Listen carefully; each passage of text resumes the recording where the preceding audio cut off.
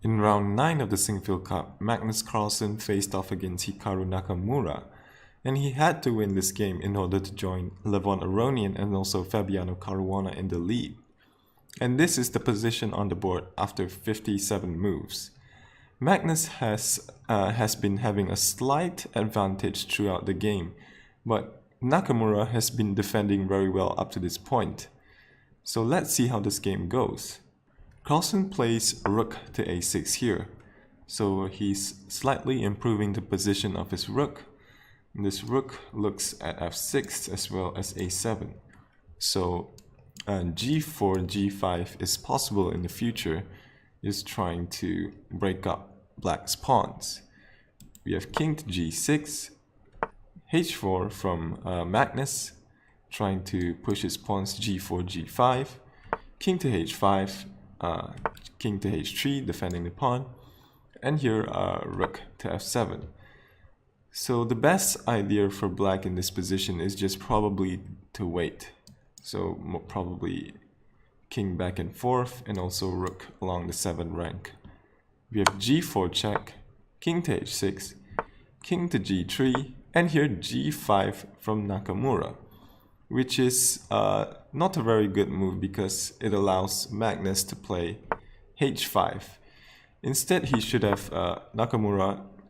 He should have sat and wait, but it just wasn't his style. He should have played something like rook along the 7th rank. But here, Nakamura, after g5, Magnus simply pushes h5, and you can see the problem with the move g5. It allows white to have a pass pawn here, so in the future the king always has to stay close to the king side in order to guard the h pawn. So king to g7, and here Magnus begins a long plan which is very difficult for Black to stop. King to f2, so he wants to walk his king all the way up the board behind the pawn wall. We have rook to b7 and rook to a3, so covering the 3rd rank, allowing the king to move up the board. King to h6, here all Black can do is just sit and wait. So there are only 2 possible results, either a draw or a win for white. King to e3, a5, Nakamura decides to give up the pawn in order to get some activity for his rook. Rook captures, rook to b3, king to f2, rook to b2 check, king to g3, and here he has succeeded in driving the king back, but white is going to regroup.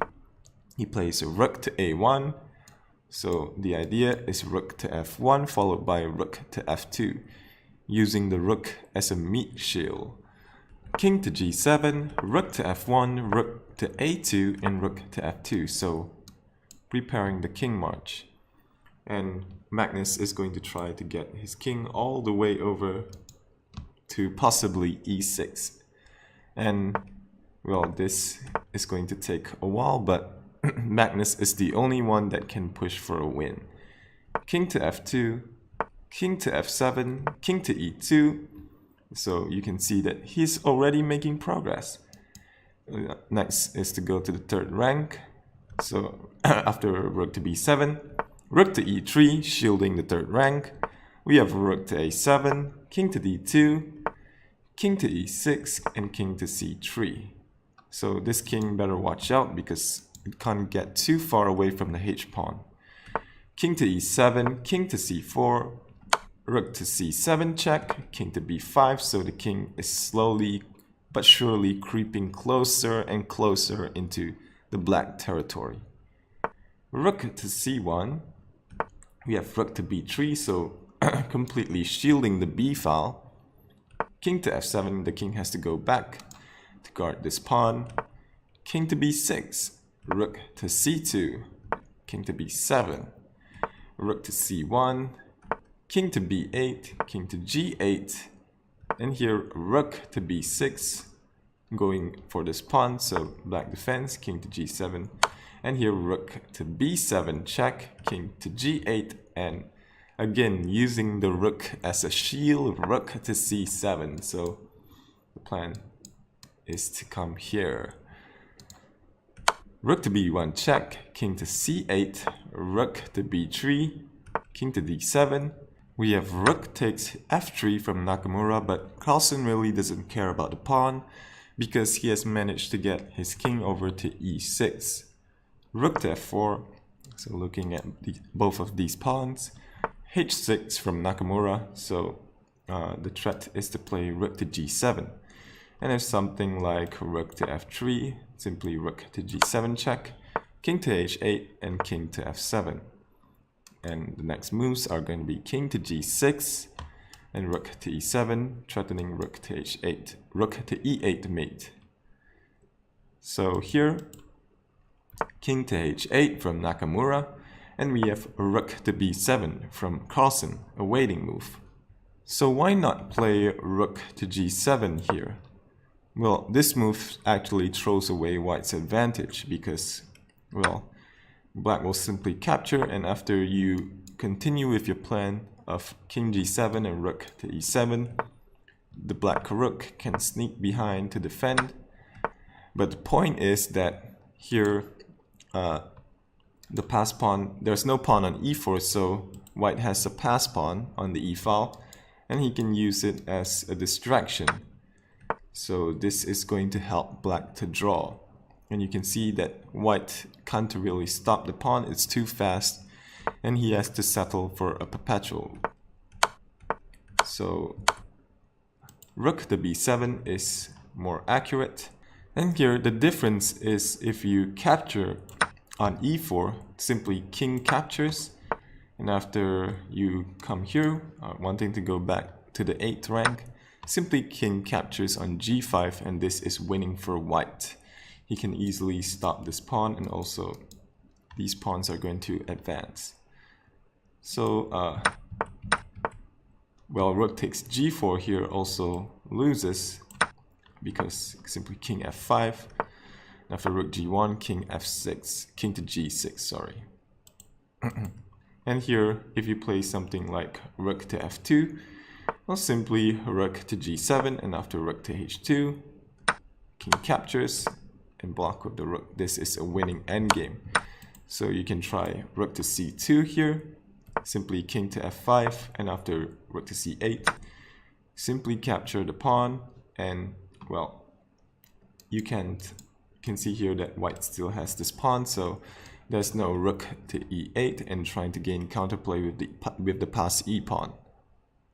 So here, after rook to b7, king to g8 from Nakamura, we have rook to g7 check, king to h8, and here king to f7. So continuing on with the plan. And here, if after the check, if you play king to f8, then you allow mate in 3. Simply rook to g6, and there's nothing that you can do to stop this, followed by queening. If let's say rook takes g4, h7, and you try and stop the pawn, and simply rook to g8 is checkmate. So, okay, rook takes e4 from Nakamura, simply king to g6. And here Nakamura plays rook to a4, wanting to get the rook behind to the 8th rank, but this position is simply lost. Rook to h7 check from Carlsen, and Nakamura resigned the game. So what happens after king to g8? Well, then simply rook to e7, and well, threatening checkmate. There's no real defense, no good defense, I would say, for this. If you play rook to e8, which is probably the best try, simply capture, and these pawns will soon fall. And if here you play king to f8, and simply rook f7 check. If king to g8, h7, king to h8, rook f8 is mate.